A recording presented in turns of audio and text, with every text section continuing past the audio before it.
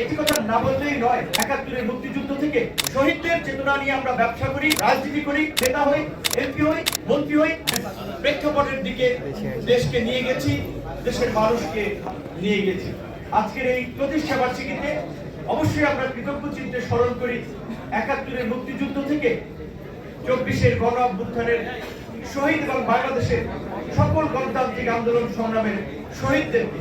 একটি কথা না বললেই নয়, আমাদের একজন শহীদ কিছুক্ষণ আগে নাফিসের মা বলেছিল যে তার ছেলের নামে রাস্তার সাইনবোর্ড হয়েছে কিন্তু রাস্তা হয় নাই।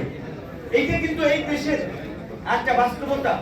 শহীদদের চেতনা নিয়ে আমরা ব্যবসা করি, রাজনীতি করি, আমরা নেতা হই, এমপি হই, মন্ত্রী হই, কিন্তু শহীদ পরিবারগুলো হাহাকার করে।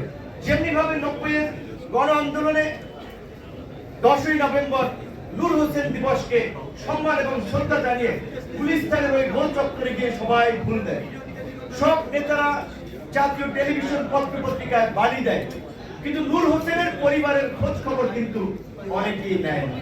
এই ২৪-এর গণ অভ্যুত্থানে আমরা দেখেছি ১ বছরের মধ্যে অনেক শহীদ পরিবার আমাদের কাছে আসে, আরেকজনের কাছে যায়, হাহাকার করে, ভাই আমার বাবা অসুস্থ, হসপিটালে নেওয়া লাগে, সমস্যার মধ্যে আছে, আপনারা একটু হেল্প করেন।